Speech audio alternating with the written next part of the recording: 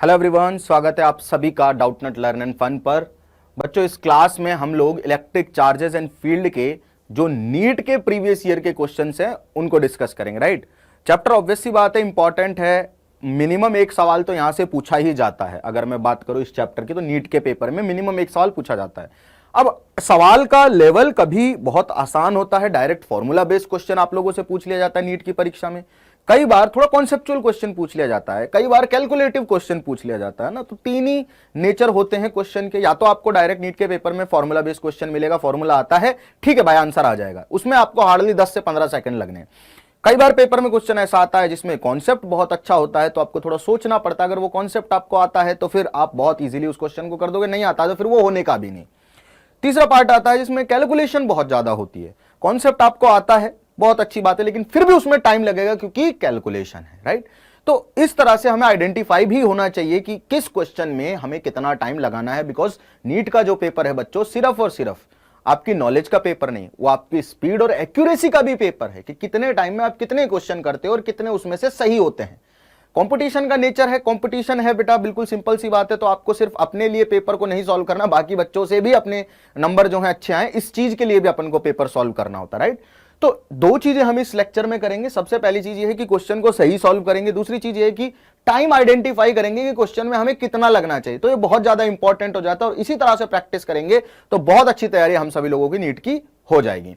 शुरुआत करते हैं क्वेश्चन नंबर 1 से। नीट का 2020 में आया हुआ क्वेश्चन है। पहले क्वेश्चन पढ़ लेते हैं, आपको समझ में आ जाएगा अपने आप ही कि क्वेश्चन में मुझे कितना टाइम लगेगा। ठीक, electric field at a point on the equatorial plane at a distance r from the center of a dipole having dipole moment p is given by, ठीक है, where r is very greater than separation of two charges forming the dipole epsilon not a permittivity of free space। मतलब आपको बताना है कि एक dipole रखा हुआ है, मतलब कि यहां पे एक नेगेटिव चार्ज है और सेम मैग्नीट्यूड का यहां पे एक पॉजिटिव चार्ज है। ठीक है, दोनों के बीच की जो दूरी है उसको अपन लेट से कि 2a मान लेते हैं। ठीक है, और इक्वेटोरियल प्लेन में किसी पॉइंट है इक्वेटोरियल प्लेन में, राइट, और उस पॉइंट पे हमें क्या निकालना है, डाइपोल इलेक्ट्रिक फील्ड निकालना है यहां पे इस पॉइंट पे। ठीक है, तो बेसिकली आपसे ये पूछा गया कि इक्वेटोरियल लाइन पे जो डाइपोल है उसके कारण इलेक्ट्रिक फील्ड कितना होता है, और कुछ नहीं पूछा है, और कुछ भी नहीं पूछा। बस एक इंफॉर्मेशन ये दी हुई है कि जो सेंटर ऑफ डाइपोल से इस पॉइंट की दूरी है that is very greater than separation between two charges. मतलब जो डाइपोल की लेंथ है उससे बहुत ज्यादा है ये दूरी। ठीक है, मतलब कि आप जो भी फॉर्मूला ड्राइव करते टाइम अजम्पशन मानते हो और वही अजम्पशन के साथ में आपको इस सवाल को सॉल्व करना है। तो बेसिकली आपसे फॉर्मूला पूछा गया है और कुछ नहीं किया गया है सवाल में। अब इस सवाल में आपको हार्डली बता रहा हूं, मतलब कि मैक्सिमम 10 सेकंड लगने चाहिए, मैक्सिमम 10 सेकंड। टिक करो और आगे बढ़ जाओ। भाई फॉर्मूला क्या होता है यहाँ पे इलेक्ट्रिक फील्ड का, minus KP upon R cube. यही होता है क्या, minus KP upon R cube. ये माइनस साइन ये प्रेडिक्ट करता है कि डाइपोल मोमेंट की डायरेक्शन अगर इधर है तो इलेक्ट्रिक फील्ड की डायरेक्शन इधर होगी। मतलब कि डाइपोल मोमेंट के ऑपोजिट डायरेक्शन में होता है इलेक्ट्रिक फील्ड वेक्टर। ये माइनस साइन क्या बताता है बच्चों कि डाइपोल मोमेंट के ऑपोजिट डायरेक्शन में इलेक्ट्रिक फील्ड है। अगर डाइपोल मोमेंट इधर है, डाइपोल मोमेंट नेगेटिव से पॉजिटिव चार्ज की तरफ होता है, अगर डाइपोल मोमेंट इधर है तो इस पॉइंट पे इलेक्ट्रिक फील्ड इधर होगा। ठीक है, हमें सिर्फ मैग्नीट्यूड पूछा हुआ है, हमें सिर्फ मैग्नीट्यूड, अच्छा माइनस साइन भी दे रखा है, वेरी गुड। हमें डायरेक्ट इलेक्ट्रिक फील्ड का एक्सप्रेशन पूछा हुआ, तो minus KP upon R cube हो जाएगा। K को हम 1/4 पाई एप्सिलॉन नॉट लिख सकते हैं, तो आ जाएगा minus 1/4 pi epsilon not P upon R cube. ठीक है, तो minus P upon 4 pi epsilon not R cube which is option D. तो ऑप्शन डी अपना करेक्ट हो जाएगा। ठीक है, हार्डली 10 सेकंड इसमें अपन को लगने थे। ठीक है, 2020 में नीट की परीक्षा में आया हुआ क्वेश्चन है और बहुत ही प्यारा, बहुत ही सिंपल क्वेश्चन। ठीक, तो कई बार ऐसे भी सवाल आते हैं जिनमें हमें बहुत ज्यादा टाइम नहीं लगना चाहिए। अब इसको कैलकुलेट मत करने बैठ जाना। यही उपयोगिता है, यही इंपॉर्टेंस है कि आपको सारे फॉर्मूले नीट की परीक्षा की जो तैयारी कर रहे बच्चे उनको याद होने चाहिए, इतने अच्छे से याद होने चाहिए कि आप सवाल देखो, आपको फर्क नहीं पड़ना चाहिए कि भाई साहब ये सवाल मतलब किस तरह से और कहां से पूछा गया, लेकिन आपको उस सवाल से रिलेटेड फॉर्मूले याद आ जाने चाहिए तुरंत दिमाग में। ठीक, चलिए अगले क्वेश्चन पे चलते हैं बच्चों। अगेन 2016 का क्वेश्चन है। ठीक है, हम फ्रेश क्वेश्चंस ही करेंगे, बहुत ज्यादा पुराने क्वेश्चंस नहीं है अपने पास में। Electric dipole is placed at an angle of 30 degree with electric field intensity, ठीक है, 2 × 10⁵ न्यूटन पर कूलम। मतलब मान लो आप इलेक्ट्रिक फील्ड इस डायरेक्शन में है तो इलेक्ट्रिक डाइपोल को इस तरह से 30 डिग्री पे रखा हुआ है, मतलब उसके डाइपोल मोमेंट की डायरेक्शन इधर है, P वेक्टर की डायरेक्शन इधर है, मतलब नेगेटिव चार्ज इधर पॉजिटिव चार्ज इधर होगा, नेगेटिव से पॉजिटिव होती है डाइपोल मोमेंट की डायरेक्शन, ठीक। It experiences a torque equal to 4 newton metre, मतलब इस डाइपोल पे टॉर्क लगता है विच इज 4 न्यूटन मीटर, ठीक है। अच्छा, ये इंफॉर्मेशन है जो सवाल में दी हुई है, तुरंत गैदर कर लेना। Charge on the dipole if length of dipole is 2 centimetre, जो लेंथ है डाइपोल की, ठीक है ना, वो दे रखी है हमें 2 सेंटीमीटर, मीटर में कन्वर्ट करके लिख लो फटाफट से, ठीक है। आपको बताना है कि डाइपोल के ऊपर कितना चार्ज होगा। आपको क्या बताना बच्चों कि डाइपोल के ऊपर कितना चार्ज होगा, बड़ी सिंपल सी बात है, ठीक, क्लियर। ये जो सवाल है बच्चों, इसमें भी आपके मैक्सिमम बता रहा हूं 20 सेकंड से ज्यादा नहीं लगने चाहिए, तो सॉल्व करो 20 सेकंड के लिए, 20 सेकंड के लिए सॉल्व करो बच्चों, इसे फटाफट सॉल्व करो 20 सेकंड के लिए, जल्दी जल्दी। हो गया भाई, डायरेक्ट फॉर्मूला बेस ही तो क्वेश्चन है। सुनना जरा ध्यान से, टॉर्क जो होता है किसी भी डाइपोल पे वो कितना होता है, पी क्रॉस, यानी कि उसका मैग्नीट्यूड होता है PE sine theta, where theta is what? Theta is angle between electric field vector and dipole moment vector। यही होता है टॉर्क। क्या होता है torque? PE sin theta. P क्या है, E क्या है और थीटा क्या है, सबको पता है। अच्छा, टॉर्क कितना दे रखा है बच्चों? टॉर्क दे रखा है 4, ठीक है, ऐसा यूनिट में। P का मतलब होता है चार्ज इनटू जो दोनों चार्ज है उनके बीच की दूरी, यानी कि लेंथ ऑफ द डाइपोल, वो दे रखी है 2 × 10⁻², ठीक है। और साइन साथ में दे रखा है angle 30 degree. 4 is equals to Q × 2 × 10⁻² into साथ में आ जाएगा, साथ में आ जाएगा। अच्छा, इलेक्ट्रिक फील्ड नहीं लिखा है मैंने, है ना, इलेक्ट्रिक फील्ड नहीं लिखा। इलेक्ट्रिक फील्ड कितना दे रखा है? E की वैल्यू दे रखी है 2 × 10⁵, साथ में साइन 30, ठीक है, साइन 30। तो ये आ गया 2 × 10⁵, और साइन 30 कितना होता है बच्चों? 1/2 होता है। एक 2 से एक 2 कैंसल आउट हो गया, ठीक है, बहुत बढ़िया। ये हो गया 2 × 10⁻3, ये 5 है, -2 है, तो होगा 2 × 10⁻3। तो 4 इज इक्वल्स टू आ गया Q × 2 × 10⁻3, राइट। 2 से 2 टाइम्स कैंसल आउट हो गया, तो Q की वैल्यू आ गई 2 × 10⁻³ कूलम में, राइट। इसको हम 2 मिली कूलम बोल सकते हैं क्या? 2 मिली कूलम बोल सकते हैं क्या? जी सर, बिल्कुल बोल सकते हैं। तो 2 मिली कूलम कौन सा ऑप्शन है बच्चों? बी ऑप्शन है, और ये करेक्ट है। मतलब ये मैं आपको समझाने के पॉइंट ऑफ व्यू से इतनी कैलकुलेशन कर रहा हूं, आपको सवाल में समझ में आना चाहिए कि टॉर्क दिया हुआ है, इलेक्ट्रिक फील्ड दिया हुआ है, डाइपोल मोमेंट के बारे में बताया हुआ है, उसकी लेंथ दे रखी है डाइपोल की, ठीक है, चार्ज पूछा हुआ है, तो torque is equals to PE sin theta, direct formula लगा के put the formula, get the answer. अब मुझे नहीं पता कि आपको इस कैलकुलेशन में कितना समय लगेगा। अगर आपको इस कैलकुलेशन में समय लग रहा है तो बच्चों अपनी कैलकुलेशन भी सुधारने का समय आ चुका है। मतलब हमें स्टार्टिंग से ही we have to make sure कि हमारी जो फ्लुएंसी है वो बहुत अच्छी हो कैलकुलेशन के मामले में, क्योंकि बच्चों टाइम हमारे पास लिमिटेड होता है। उस टाइम में हमें बायोलॉजी भी करनी है, उसी टाइम में हमें फिजिक्स भी करनी है, और उसी टाइम में हमें केमिस्ट्री भी करनी है, where numericals can be difficult also. ये तो 10-10, 20-20 सेकंड वाले सवाल हैं जो अभी तक हमने डिस्कस किए। कुछ सवाल अच्छे भी हो सकते हैं, ठीक है, अच्छे जैसे कि उनके ऊपर उन सवालों के लिए कोई क्वेश्चन पर्टिकुलर ऐसा पूछा जाए जिसमें कॉन्सेप्ट यूज हो रहा हो, ठीक। अच्छा, तो AIPMT का 2006 का क्वेश्चन है। इसमें क्या बोला गया बच्चों की इलेक्ट्रिक डाइपोल मोमेंट है P, lying in uniform electric field E, work done in rotating the dipole by 90 degree. 90 degree पे रोटेट करने में, ठीक है, मतलब कोई डाइपोल है उसको 90 डिग्री रोटेट करने में कितना वर्क करना पड़ेगा। अगर आप किसी डाइपोल को 90 डिग्री रोटेट करते हो तो कितना बेसिकली चेंज आता है पोटेंशियल एनर्जी में, ये पूछा हुआ है ना। कॉन्सेप्चुअल क्वेश्चन है, बहुत ज़्यादा डिफिकल्ट नहीं है। अगर आप करोगे ठीक से तो आराम से सॉल्व हो जाएगा, ठीक। सॉल्व करो। देखो सवाल में इंफॉर्मेशन है बहुत बढ़िया, बहुत बढ़िया। आई होप आप लोग पोटेंशियल एनर्जी का फॉर्मूला यूज़ कर रहे हैं, क्योंकि वर्क डन जो होता है पोटेंशियल एनर्जी के ही फॉर्मूला से निकलता है, या पोटेंशियल एनर्जी जो है वर्क डन के ही फॉर्मूला से निकलती है।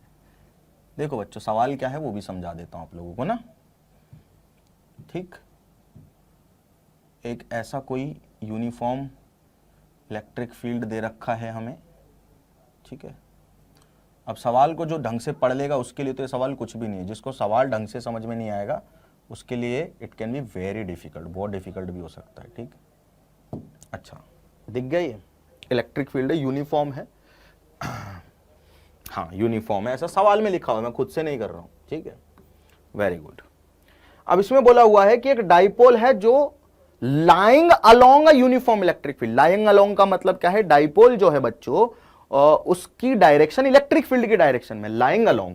ये इंपॉर्टेंट लाइन थी। एक बच्चे ने मेरे से ये सवाल पूछा था क्लासरूम में कि सर इसमें हमें ये तो बोला नहीं हुआ है कि इनिशियल पोजीशन क्या है डाइपोल की।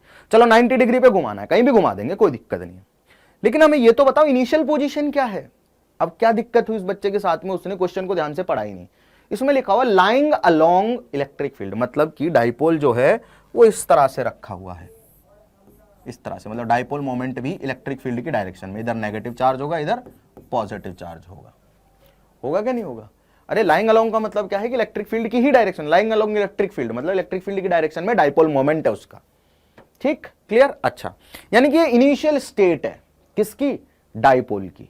कब? जब उसे इलेक्ट्रिक फील्ड में रखा गया, तो ये उसकी इनिशियल स्टेट है, ठीक है सर। इस केस में हमें पता है कि जब हम किसी डाइपोल की स्टेट चेंज करते हैं या उसका कॉन्फ़िगरेशन चेंज करते हैं तो हमें वर्क करना पड़ता है, and that work is stored in potential energy of that dipole. और ये हमेशा ही क्या है बेटा, ट्रू है कि जब भी हम रीस्टोरिंग फोर्स या रीस्टोरिंग टॉर्क के अगेंस्ट वर्क करते हैं without changing the kinetic energy और rotational kinetic energy of the dipole या एनी पार्टिकल, तो हमारा वर्क उस सिस्टम की या उस कॉन्फ़िगरेशन की पोटेंशियल एनर्जी के रूप में स्टोर होता है। हम वर्क कर रहे हैं, वो वर्क या तो पोटेंशियल एनर्जी चेंज करेगा, काइनेटिक, या दोनों भी कर सकता है। अब काइनेटिक का चेंज हम 0 रखते हैं तो हमारे वर्क से जो भी प्रोड्यूस हुआ वो पोटेंशियल एनर्जी है। तो इनिशियल पोटेंशियल एनर्जी अगर मैं लिखना चाहूं, पोटेंशियल एनर्जी का फॉर्मूला पता है ना सभी लोगों को, पोटेंशियल एनर्जी का फॉर्मूला पता है ना, minus PE cos theta. P क्या है, डाइपोल मोमेंट, ई क्या है, इलेक्ट्रिक फील्ड, थीटा क्या, इलेक्ट्रिक फील्ड और डाइपोल मोमेंट के बीच का एंगल, ठीक है। तो इनिशियल पोटेंशियल एनर्जी जो है बच्चों उसको मैं लिखूंगा माइनस पीई, क्योंकि डाइपोल मोमेंट पी दिया हुआ है, इलेक्ट्रिक फील्ड ई दिया हुआ है, और कॉस 0। कॉस 0 का मतलब क्या होता है बच्चों, 1, क्योंकि initial angle between electric field and dipole moment is 0, तो हो गया माइनस पीई, कॉस 0 है 1। अच्छा, अगर मैं फाइनल एनर्जी की बात करूं, मतलब हमने क्या कर दिया, इसे 90 डिग्री रोटेट कर दिया, तो फाइनल पोजीशन कुछ इसकी ऐसी हो गई होगी डाइपोल की, इलेक्ट्रिक फील्ड के साथ में 90 डिग्री एंगल पे आ गया। अभी पहले ये 0 डिग्री एंगल पे था, अगर इसे 90 रोटेट करना है तो मतलब ये परपेंडिकुलर हो गया होगा इलेक्ट्रिक फील्ड के, है ना। तो फाइनल पोटेंशियल एनर्जी हो जाएगी माइनस पीई कॉस 90। कॉस में 90 क्यों लिखा है, क्योंकि इलेक्ट्रिक फील्ड और डाइपोल मोमेंट के बीच का एंगल हो गया 90। इनिशियल 0 था, 90 रोटेट करना है तो 90 होगा फाइनल एंगल, ठीक है जी। तो माइनस कॉस 90 0 होता है तो इसको 0 कर देंगे, ठीक है। अच्छा, अब वर्क डन जो होता है एक्सटर्नल फोर्स का, वो होता है बच्चों चेंज इन पोटेंशियल एनर्जी के बराबर, ठीक है। फाइनल कितनी है 0 माइनस इनिशियल कितनी है माइनस पीई, तो minus PE, minus minus plus हो गया तो वर्क डन आ गया पीई। कितना आ गया बच्चों, पीई। डी ऑप्शन करेक्ट है, ठीक है, डी ऑप्शन करेक्ट है, बिल्कुल करेक्ट है, ठीक, क्लियर। सभी लोगों को समझ में आ गया क्या कहानी है अच्छे से। तो डाइपोल पे बहुत सारे सवाल आते हैं। अब इसका अगर मैं टाइम बताऊं, ये तो मैंने आपको समझाया है, कॉन्सेप्ट बताया है, सारी चीजें बताई हैं। अगर आपको फॉर्मूला आता है, कॉन्सेप्ट पता है कि वर्क पूछा जाएगा डाइपोल को घुमाने में, इधर से उधर ले जाने में, तो हमें पोटेंशियल एनर्जी का फॉर्मूला यूज करना है, put the formula get the answer. Hardly 15 से 20 सेकंड। तो हमने लगभग 1 मिनट में 3 सवाल कर लिए, पढ़ भी लिए हैं, सॉल्व भी कर लिए, आंसर भी निकाल लिया और गोले भी भर दिए, राइट। तो ये सेम अप्रोच अपन को एग्जाम तक रखनी है, और प्रैक्टिस भी हम इसी चीज की करनी है और इसी टाइप से करनी है, ठीक। नेक्स्ट क्वेश्चन पे चलते हैं। ये अच्छा सवाल है, गॉस लॉ का सवाल है, 2019 में नीट के ही अपने पेपर में पूछा गया सवाल है। A sphere encloses an electric dipole with charge plus minus 3 × 10⁻⁶ coulomb. What is the total electric flux across the sphere. मतलब आपको स्फीयर से गुजरने वाला टोटल फ्लक्स पूछा गया है बच्चों। क्या पूछा गया है, स्फीयर से गुजरने वाला टोटल फ्लक्स, ठीक है। उस स्फीयर के अंदर कोई चार्ज रखा हुआ है, मतलब ये स्फीयर है, ठीक है, ये स्फीयर है, इस स्फीयर के अंदर बच्चों हमने एक डाइपोल रख दिया है। ये तो बहुत आसान सवाल है। लेट्स से यहाँ नेगेटिव चार्ज रख दिया है और यहाँ पॉजिटिव चार्ज रख दिया है, ठीक है।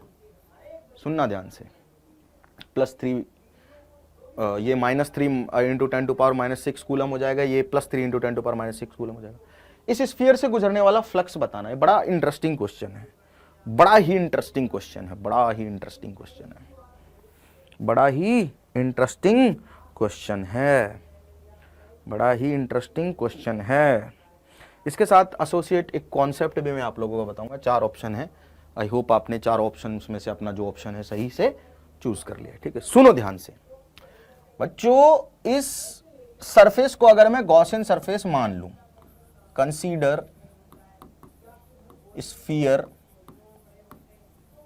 एज गॉसियन सरफेस मान लेते हैं अभी के लिए, गॉसियन, ठीक है, सरफेस, ठीक है। इसको हमने गॉसियन सरफेस कंसीडर कर लिया है थोड़ी देर के लिए।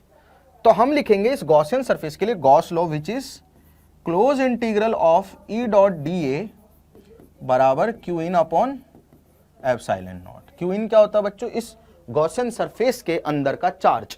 अब क्योंकि इसके अंदर एक डाइपोल है, डाइपोल पे जितना चार्ज नेगेटिव चार्ज होता है उतना ही पॉजिटिव चार्ज होता है। डाइपोल का मतलब यही होता है, इक्वल मैग्नीट्यूड के बट ओपोजिट नेचर के चार्ज जब बहुत शॉर्ट डिस्टेंस पे रखे हो तो दे फॉर्म अ डाइपोल। क्योंकि इस स्फीयर के अंदर नेट चार्ज है 0। क्यों 0? ये -3 माइक्रोकूलम है, ये +3 माइक्रोकूलम है, नेट चार्ज टोटल चार्ज 0 हो गया। तो इस स्फीयर के अंदर अगर ऑब्वियस सी बात है, ये इस स्फीयर के अंदर सुनना जरा ध्यान से, ये क्यू इन 0 है, तो जो फ्लक्स है दिस इज कॉल्ड फ्लक्स, ठीक है ना। तो फ्लक्स जो पार कर रहा होगा बच्चों वो भी कितना होगा? 0 होगा। अरे फ्लक्स जो पार कर रहा होगा वो भी कितना होगा? 0 होगा। सुन लो ध्यान से, सुन लो ध्यान से, ध्यान से, ध्यान से। इस गॉसियन सरफेस से जो फ्लक्स पार कर रहा होगा वो भी कितना होगा? 0 होगा, ठीक है, क्लियर है। अरे बेसिकली जितना फ्लक्स पॉजिटिव चार्ज से निकल रहा होगा उतना ही फ्लक्स नेगेटिव चार्ज में घुस रहा होगा। तो इस स्फीयर से टोटल फ्लक्स जो होगा, अरे इससे कुछ बाहर निकलेगा जो पॉजिटिव से निकलेगा और कुछ इसमें अंदर घुस रहा होगा जो नेगेटिव में घुसेगा, तो टोटल फ्लक्स इससे जो गुजर रहा होगा sphere say that will be 0। तो भाई मेरे को समझ में आ रहा है कि ऑप्शन बी जो है वो करेक्ट है, ऑप्शन बी जो है वो करेक्ट है, ठीक है। अच्छा, लेकिन एक चीज और समझना बच्चों, क्या मैं इस गॉसियन सरफेस के अंदर हर एक पॉइंट पे इलेक्ट्रिक फील्ड को 0 बोल सकता हूं? ये बड़ी इंटरेस्टिंग बात है। क्या मैं इस गॉसियन सरफेस के अंदर हर एक पॉइंट पे, मतलब बेसिकली डाइपोल के कारण तो इलेक्ट्रिक फील्ड होती है कुछ ना कुछ, गॉसियन सरफेस के किसी भी पॉइंट पे इलेक्ट्रिक फील्ड 0 बोल सकता हूं क्या? चलो इस पॉइंट पे इलेक्ट्रिक फील्ड 0 बोल सकता हूं क्या? या इस पॉइंट पे इलेक्ट्रिक फील्ड 0 बोल सकता हूं क्या? क्योंकि हम क्या करते हैं, गॉस लॉ को यूज करते टाइम जिस पॉइंट पे इलेक्ट्रिक फील्ड निकालना होता है उस पॉइंट से पास करती हुई एक गॉसियन सरफेस ड्रॉ करते हैं, गॉसियन सरफेस बनाते हैं और फिर हम गॉस लॉ यूज करते हैं। क्या 0 बता सकते हैं क्या? चलो ये एक्सरसाइज है आपका, यहां से फॉर्म करके देखना, फिर आपको 2 स्टेटमेंट चमकेंगी कि भाई डाइपोल के कारण तो इलेक्ट्रिक फील्ड होता है, सिंपल सी बात है, होता ही नहीं होता है गॉसियन सरफेस, अरे मतलब किसी भी पॉइंट पे होता होगा ना, किसी भी पॉइंट पे इलेक्ट्रिक फील्ड तो होता होगा ना, सिंपल सी बात है। लेकिन गॉसियन सरफेस पे इलेक्ट्रिक फील्ड कैसे लिखोगे? चेक करो, चेक करो, चेक करो, टोटल इलेक्ट्रिक फील्ड कितना आना चाहिए इस गॉसियन सरफेस के ऊपर या इसके अंदर, मान लो किसी भी पॉइंट पे। हाँ, फ्लक्स 0 है, दैट इज अ गारंटी, ठीक है। इलेक्ट्रिक फील्ड भी इस फॉर्मूला के अनुसार 0 होना चाहिए, अगर है तो कैसे है ये आप लोगों को कमेंट में बताना भी है, ठीक। अगला क्वेश्चन एआईपीएमटी का ही क्वेश्चन है, अगेन 4 ऑप्शन है, शायद C option EL² sin theta आपको दिख नहीं रहा होगा बट मैंने बता दिया है। बिना ऑप्शन के सॉल्व करने की कोशिश करते हैं। स्क्वायर सरफेस है जिसकी साइड दे रखी है L metre in the plane of the paper is placed in a uniform electric field E acting along the same place at angle theta with the horizontal side of the square as shown in the figure, ठीक है, very good. Electric flux link with the surface is, मतलब ये square बनाया हुआ है बच्चों, square plate है जिसकी साइड दे रखी है L, जिसकी साइड कितनी दे रखी है L, ठीक है। और इसके साथ में इसी प्लेन में हॉरिजॉन्टल लाइन के साथ में एंगल जो है, this is horizontal line, electric field का जो एंगल है दिस एंगल इज थीटा, ठीक है। मतलब इलेक्ट्रिक फील्ड है इधर, यूनिफॉर्म है, ठीक है, ठीक है। बताओ इससे गुजरने वाला फ्लक्स आपको बताना है, इससे गुजरने वाला फ्लक्स आपको बताना है। बड़ा ही आसान क्वेश्चन है, कोई बहुत ज़्यादा डिफिकल्ट क्वेश्चन नहीं है बच्चों, कोई बहुत ज़्यादा डिफिकल्ट क्वेश्चन नहीं है। अगर आपको फॉर्मूला आता है तो this question takes not more than 10 seconds, 10 second से ज़्यादा ये नहीं लेगा क्वेश्चन आपके, अगर आपको फॉर्मूला याद है तो इलेक्ट्रिक फ्लक्स का। 4 ऑप्शन है, पहला ऑप्शन है EL², दूसरा ऑप्शन है EL² cos थीटा, तीसरा है EL² sin थीटा और चौथा है 0।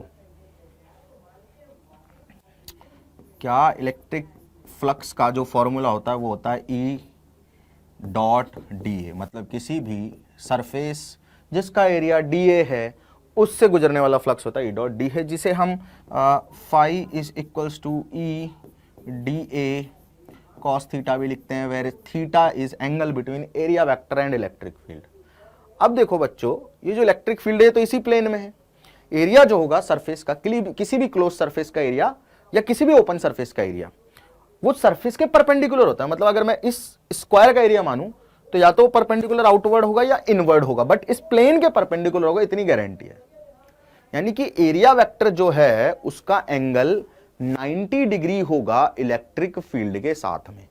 जो ये एरिया वेक्टर है इसका एंगल 90 डिग्री होगा इलेक्ट्रिक फील्ड के साथ में। तो मैंने लिखा E.dA cos 90, ठीक है, cos 90 होता है 0, तो फ्लक्स पार कर रहा होगा इससे 0। और बेटा जो इसकी एक्चुअल डेफिनेशन भी है कि फ्लक्स की, कि किसी सरफेस के परपेंडिकुलर गुजरने वाली लाइन को काउंट कर लो, वही फ्लक्स है। अब यहां तो कोई भी लाइन परपेंडिकुलर जा ही नहीं रही है सरफेस के, सारी की सारी सरफेस के प्लेन में है, सरफेस के पैरेलल जा रही है। परपेंडिकुलर होती तो बाहर आती या अंदर जाती और उनको काउंट करता, that would have become our flux, but यहां तो सारी लाइन ही पैरेलल है। जब भी इलेक्ट्रिक फील्ड किसी ओपन सरफेस के प्लेन में हो, बात को लिख लेना, नोट डाल लेना, ऐसा सवाल दोबारा आ सकता है। जब भी इलेक्ट्रिक फील्ड किसी ओपन सरफेस के प्लेन में हो तो उस ओपन सरफेस से फ्लक्स गुजरता है 0, खत्म बात। किसी भी एंगल पे हो, बस प्लेन में होना चाहिए तो फ्लक्स गुजरेगा 0। ठीक, क्लियर क्लियर है। चलो, this is another very good question.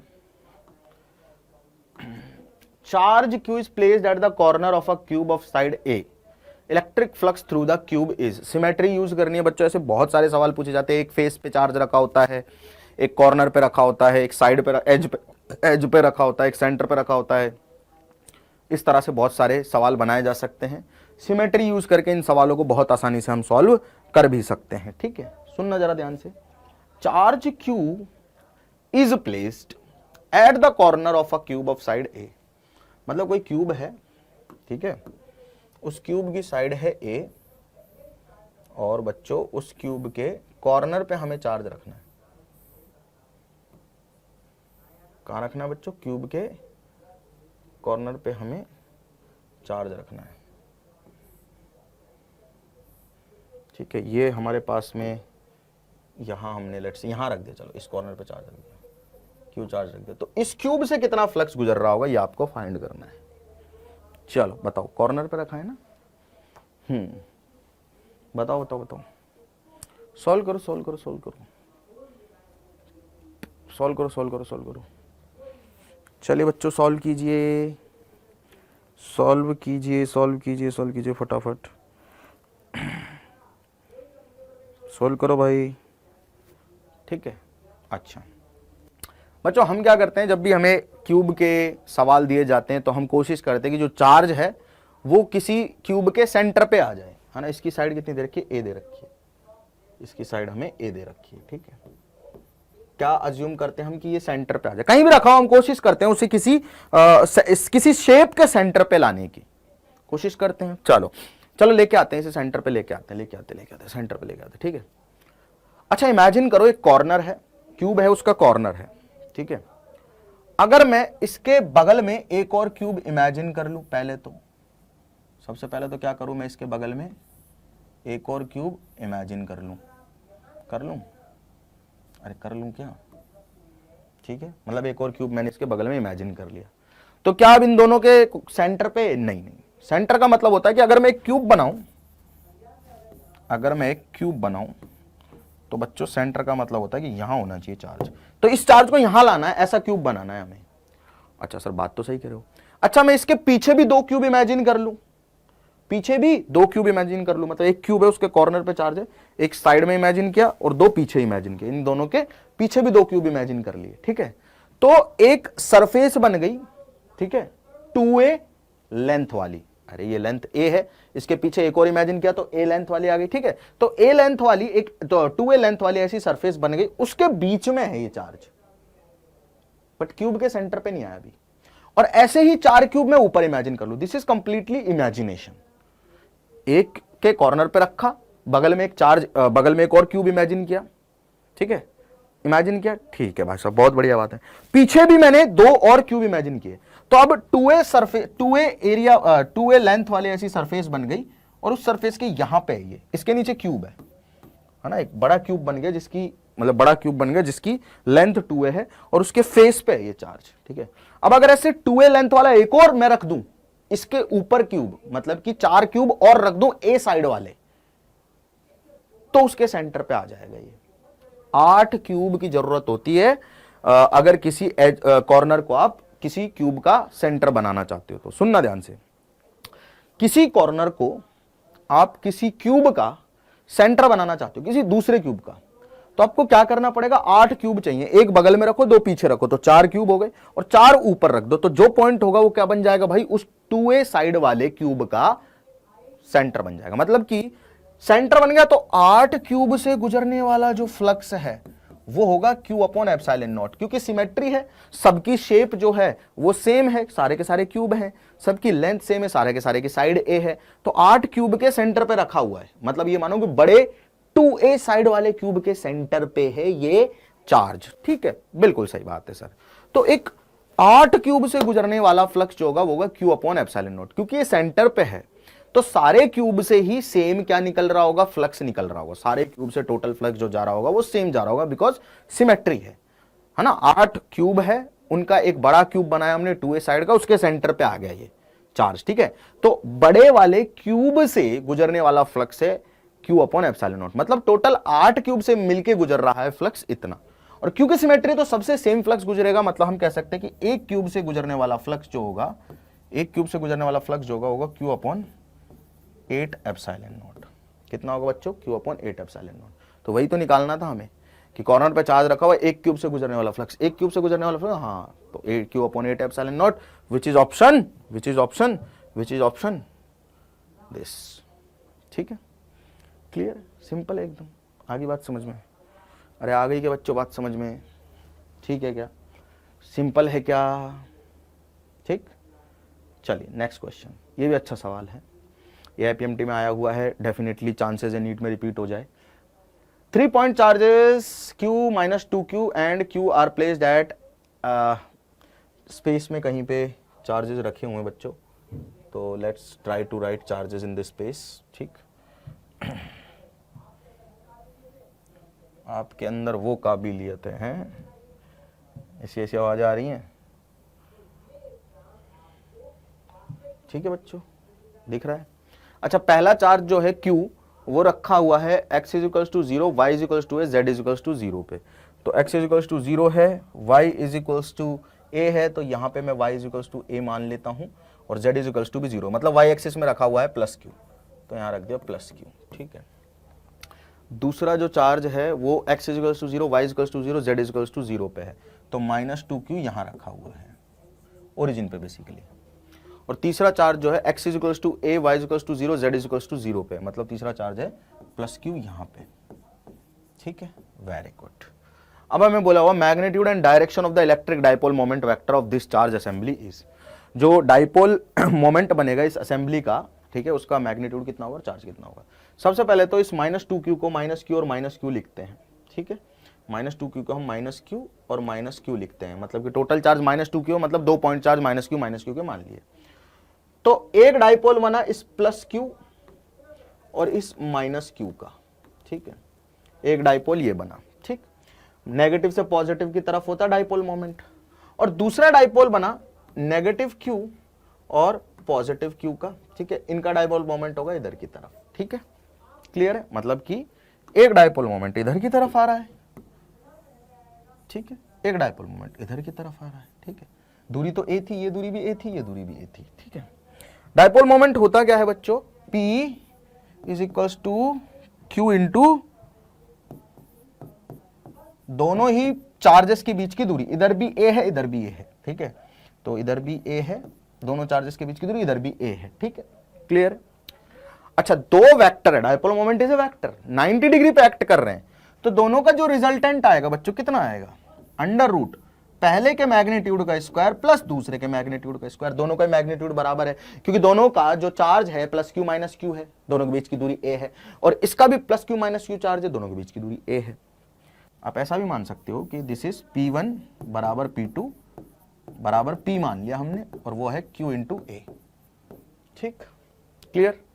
चलो बात तो सही है सर, तो √2 टाइम्स P आ जाएगा बच्चों, और P की वैल्यू जो है वो आ जाएगी Q इंटू ए, तो √2 टाइम्स QA, और XY प्लेन में आएगा, दो वेक्टर इक्वल मैग्नीट्यूड के 90 डिग्री पे एक्ट कर रहे हैं तो उनका रिजल्टेंट हमेशा 45 डिग्री पे आता है। इतनी मैथ्स आई एम अज्यूमिंग आप लोगों को आती है, दो इक्वल वेक्टर 90 डिग्री पे एक्ट करते हैं तो रिजल्टेंट 45 पे आता है दोनों से, ठीक। तो ये आ रहा है अपने पास में कि √2 times QA along the line joining this, ठीक है। पॉजिटिव वाई डायरेक्शन में तो नहीं आ रहा, पहला ऑप्शन तो गलत है। देखो हमें अब कोशिश करनी है कि कुछ निकालना ना पड़े और हम डायरेक्ट एलिमिनेट कर दें, पहला गलत है। अलोंग पॉजिटिव एक्स डायरेक्शन ये भी गलत है, ठीक है। हमारा आ रहा है y is equals to mx वाली लाइन के अलोंग, अरे यार ओरिजिन से पास कर रहा है नहीं कर रहा है 45 डिग्री पे, जिसका स्लोप है 45, थीटा है 45, तो y is equals to x वाली लाइन पे आ रहा है बेसिकली। तो कोऑर्डिनेट्स क्या हो जाएंगे देख लेते हैं कि √2 QA along the line joining points 0 0 0 0 0 0 से पास कर रहा है, एंड a और z इज इक्वल्स टू 0, ठीक है, हाँ इन पॉइंट्स के ऊपर है, और दूसरा बोल रहा है कि a 0, ठीक है। तो यही है √2 QA, ठीक है। देखो ये तो बोल रहा है QA आ रहा है, नेट जो रिजल्टेंट आ रहा है QA, तो ये भी गलत है, अपने आप ही ये वाला आंसर बन गया। मैग्नीट्यूड है √2 QA, तो ये वाला आंसर अपने आप सही होगा, √2 QA। √2 QA के तीन ऑप्शन है, 1 2 3, QA तो है ही नहीं, छोड़ दो उसे। √2 QA का ए तीन ऑप्शन है, जिसमें से एक पॉजिटिव एक्स एक्सिस का लूंगा, नहीं भाई डायपोल मोमेंट का जो रिजल्टेंट है पॉजिटिव एक्स एक्सिस में नहीं, पॉजिटिव वाई में भी नहीं है, बीच में कहीं है।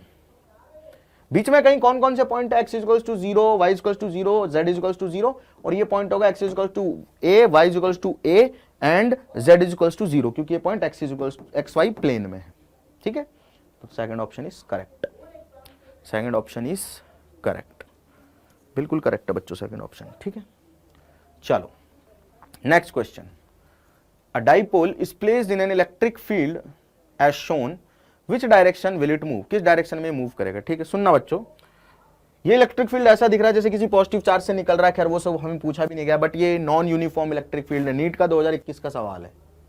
ये एक नॉन यूनिफॉर्म इलेक्ट्रिक फील्ड है बच्चों, मतलब कि यहां इलेक्ट्रिक फील्ड कुछ और होगा, यहां कुछ और होगा। अब हमें यह भी पता है कि जहां इलेक्ट्रिक फील्ड लाइन पास होती है वहां इलेक्ट्रिक फील्ड ज्यादा होता है, तो यहां मैं इलेक्ट्रिक फील्ड मान लेता हूं बच्चों E1, ठीक है, और यहां मान लेता हूं E2। अब जो पॉजिटिव चार्ज पे फोर्स लगता है वो इलेक्ट्रिक फील्ड की डायरेक्शन में लगता है, तो इधर लग गया मान लो कुछ QE1 फोर्स, मतलब डाइपोल पे ऐसे समझो आप, इस पे फोर्स लग रहा है इधर QE1, और इधर नेगेटिव चार्ज है उस पे डाइपोल के, उस पे नेगेटिव चार्ज है इलेक्ट्रिक फील्ड का, अपोजिट डायरेक्शन में फोर्स लगता है, तो इधर फोर्स लगेगा इस पे QE2, ठीक है। अब मुझे पता है E1 क्योंकि ज्यादा है E2 से, तो QE1 ज्यादा होगा QE2 से, सिंपल सी बात है, मतलब ये वाला फोर्स ज्यादा इस वाले फोर्स से। कोई एक असेंबली है, कोई एक सिस्टम है, उस पे इधर फोर्स ज्यादा ना, नहीं इधर फोर्स ज्यादा इधर फोर्स कम है, तो डाइपोल इधर ही मूव करेगा, मतलब वो बॉडी इधर ही मूव करेगी। नेट फोर्स किधर डायरेक्शन में, इस डायरेक्शन में, क्योंकि this is greater than this, तो नेट फोर्स आ रहा है एक्स डायरेक्शन में, पॉजिटिव एक्स डायरेक्शन में ये मूव कर जाएगा, ठीक है। तो टुवर्ड्स द राइट में मूव करेगा, ठीक है। और इलेक्ट्रिक फील्ड के डायरेक्शन में जाने पे पोटेंशियल घटता है, तो पोटेंशियल एनर्जी भी डिक्रीज करेगी। इलेक्ट्रिक फील्ड के डायरेक्शन में जाते तो पोटेंशियल डिक्रीज करता है, तो इलेक्ट्रिक फील्ड के डायरेक्शन जाने पे पोटेंशियल एनर्जी भी डिक्रीज करेगी, ठीक है। क्लियर है बच्चों, सभी लोगों को बात समझ में आ गई, अच्छे से आ गई कि नहीं आ गई, अरे आ गई कि नहीं आ गई? अरे आ गई कि नहीं आ गई सभी को? ठीक है, चलिए, तो टुवर्ड्स द राइट मूव करेगा as potential energy will decrease. ठीक है, चलो एक और अच्छा सवाल है और ये अपनी क्लास का आखिरी सवाल है। देखो सवाल में क्या दिया हुआ है पहले ये समझ लो। टू आइडेंटिकल चार्ज स्फीयर, दो आइडेंटिकल मतलब एक जैसे चार्ज स्फीयर हैं, ठीक है, दो आइडेंटिकल चार्ज स्फीयर हैं, उनको सस्पेंड किया हुआ है कॉमन पॉइंट से, मासलेस स्ट्रिंग है जिनकी लेंथ है L और initially at a distance D पे हैं वो। ठीक है, बहुत बढ़िया। मतलब कि एक चार्ज ऐसे हो गया मान लेते हैं और दूसरा चार्ज ऐसे हो गया। ठीक है, ये लेंथ L है, ये लेंथ भी L है, इस एंगल को हम मान लेते हैं थीटा, ये भी थीटा ही होगा, ऑब्वियस सी बात है, because of their mutual repulsion. ठीक है भाई, ये चार्ज भी Q है, ये चार्ज भी प्लस Q मान लेता हूँ मैं। ठीक है, ये चार्ज इस पे फोर्स इधर लग रहा होगा, ये चार्ज इस पे फोर्स इधर लगा रहा होगा। ठीक है, इसका मास मैं m मान रहा हूँ, इसका भी मास मैं m मान रहा हूँ। ठीक, आइडेंटिकल है। Charges begin to leak from both the sphere at a constant rate, मतलब कि यहां से चार्ज लीक करना स्टार्ट करता है कांस्टेंट रेट से, मतलब कि चार्ज की जो बाहर निकलने की रेट है, यानी कि dq/dt जो है वो कांस्टेंट है। कांस्टेंट रेट से क्या कर रहा है, निकल रहा है चार्ज बाहर, कांस्टेंट रेट से क्या कर रहा है, चार्ज बाहर निकल रहा है। ठीक है, as a result the sphere approach each other, क्योंकि भाई देखो अभी अगर इक्विलिब्रियम थीटा एंगल पे है, इनका कुछ चार्ज है, हमें पता है डिस्टेंस d है ना, तो let's say this distance is d, तो इन दोनों के ऊपर मतलब ये और ये एक दूसरे के ऊपर जो फोर्स लगा रहे होंगे वो होगा kq²/d², यही होगा, दोनों चार्जेस के बीच की दूरी d है। तो दोनों चार्जेस जो है एक दूसरे के ऊपर कुछ ना कुछ फोर्स लगा रहे हैं, बड़ी सिंपल सी बात है। ठीक है सर, बात समझ में आ गई। जो फोर्स होता है बच्चों रिपल्जन का, वो चार्ज के स्क्वायर के प्रोपोर्शनल है या नहीं है ना। अब धीरे धीरे इनमें से चार्ज निकल रहा है, मतलब कि चार्ज कम हो रहा है, तो डिस्टेंस को कम होना पड़ेगा, क्योंकि फोर्स तो उतना का उतना ही है, होना पड़ेगा कि नहीं होना पड़ेगा, सिंपल सी बात है। तो डिस्टेंस भी इन दोनों के बीच की क्या होने लगेगी, कम होने लगेगी, कम होने लगेगी। ठीक है, क्योंकि ऑब्वियस सी बात है यार, चार्ज इन दोनों के बीच में क्या हो रहा है, कम हो रहा है। अगर दो चार्ज हैं यहां रखे हुए हैं, फोर्स F लग रहा है, अब चार्ज आप कम कर दो, ठीक है, तो फोर्स घट जाएगा, यानी कि इनकी डिस्टेंस को भी हमें घटाना पड़ेगा फोर्स को कांस्टेंट रखने के लिए। ठीक, सुनना ध्यान से, है ना, कांस्टेंट रेट से लीक हो रहा है, चार्ज पास आएंगे। ठीक, spheres approach each other with a velocity v, अभी एक दूसरे की तरफ जब आ रहे हैं दोनों स्फीयर्स, दोनों चार्ज, तो v स्पीड से आ रहे हैं। ठीक है, अब बताना है कि v varies as a function of the distance x between the sphere s, मतलब किसी इंस्टेंट पे जब मान लो कि चार्ज थोड़ा पास आ गए यहां होंगे, ठीक है, तो उस टाइम पे दोनों की स्पीड जो है मान लेता हूं v है, तो डिस्टेंस x है, तो x और v का क्या रिलेशन होगा ये पूछा गया है, x और v का क्या रिलेशन होगा ये पूछा गया है, x और v का क्या रिलेशन होगा ये पूछा गया है। ठीक है, तो मैं मान लेता हूं कि किसी इंस्टेंट पे, एट एनी इंस्टेंट, ये अपने पास में कुछ ऐसा सिस्टम हो गया बच्चों, ठीक है ना, ये इधर आ गया है और ये इधर आ गया है। ठीक, ये एंगल है theta, this angle is theta. ठीक है, दोनों के बीच की दूरी x है, तो ये आधी दूरी होगी x/2, this is also x/2, दोनों के बीच की टोटल दूरी x है। ठीक है, क्लियर है क्या, क्लियर है क्या, क्लियर है क्या, ये L है, दिस इज ऑल्सो L। ठीक, यहाँ तक की बात समझ में आ गई सभी लोगों को, अरे आगे कि नहीं आ गई। ठीक है, और इसकी स्पीड जो है बच्चों, मतलब इसकी स्पीड इधर की तरफ है v, मतलब कि हमें पता है कि जो ये डिस्टेंस है वो जिस रेट से घट रही है dx/dt, वो भी हमें पता है कितना है बच्चों, v है, कितना है बच्चों, v है, पता है या नहीं पता है। ठीक है, अच्छा अगर मैं उस पर फोर्स देखना चाहूं, ठीक है, अगर मैं उस वाले चार्ज पे फोर्स देखना चाहूं, ठीक, तो इस इंस्टेंट पे अगर उस पे चार्ज स्मॉल q है, इस इंस्टेंट पे अगर उस पे चार्ज स्मॉल q है, तो फोर्स जो लग रहा होगा, ठीक है ना, मतलब जो कूलम फोर्स लग रहा होगा उस डायरेक्शन में, that will be k q, अगर कांस्टेंट रेट से दोनों से चार्ज लीक कर रहा है, उस पे अगर किसी इंस्टेंट पे चार्ज स्मॉल q हो तो इस पे भी स्मॉल q होगा, अपॉन x²। यही आएगा या नहीं आएगा, अरे यही आएगा या नहीं आएगा। ठीक है सर, आना तो यही चाहिए। अच्छा, इसकी वजह से इस पे फोर्स लग रहा है इधर Q square upon x square. इस इंस्टेंट पे मैं इस मोमेंट पे मैं चर्चा कर रहा हूँ, जो भी कर रहा हूँ। इधर अपना फोर्स लग रहा होगा इसका, वट एवर जो भी बोलोगे आप, mg बोल लो, चलो उसे, वेट भी होगा ही कुछ ना कुछ, होगा कि नहीं होगा?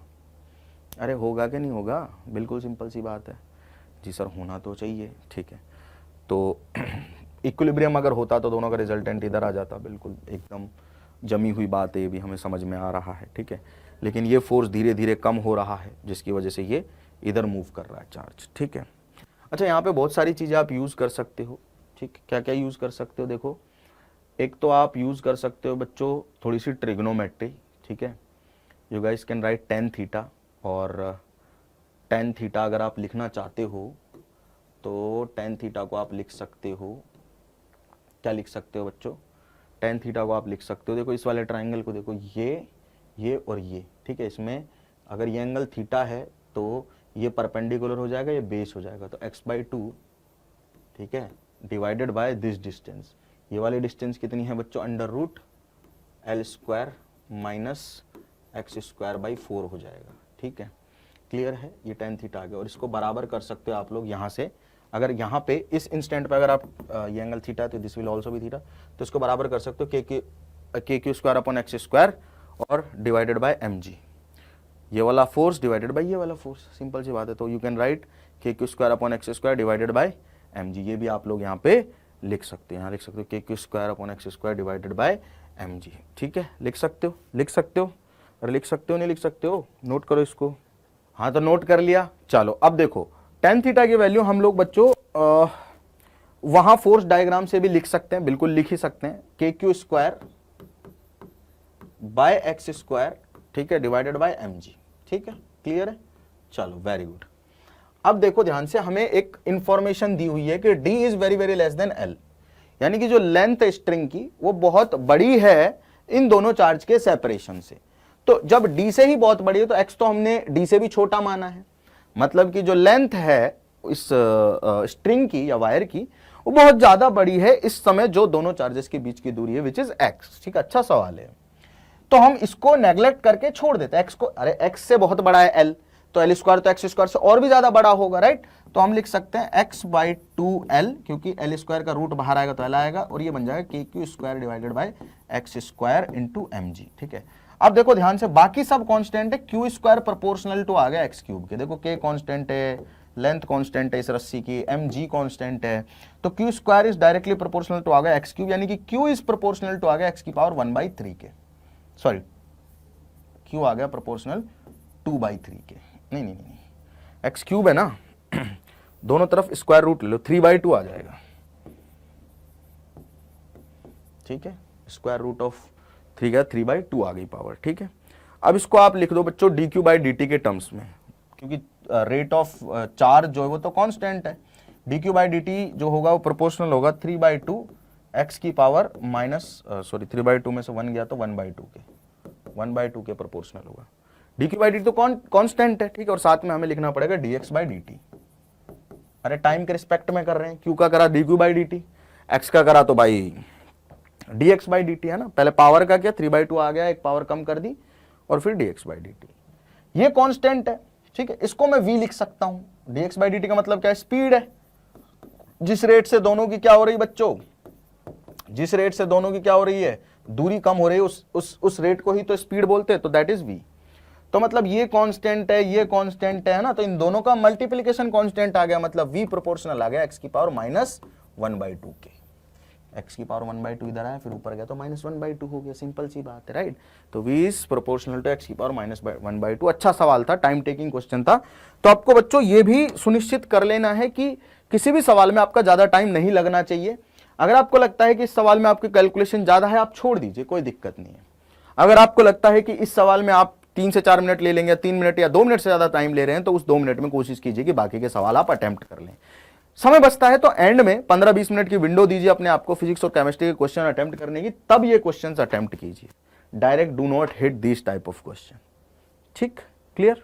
चल, तो इस लेक्चर में इतना ही, बाकी की चर्चा करेंगे आपसे अगली क्लास में। अगला आप किस चैप्टर का प्रीवियस ईयर के क्वेश्चन चाहते हैं कमेंट में जरूर बताएं। मिलते हैं अगली क्लास में। अगर पहली बार चैनल को देख रहे हो तो सब्सक्राइब जरूर कर लीजिए, क्योंकि हम यहाँ पर रेगुलर क्लासेस करते हैं। Thank you so much.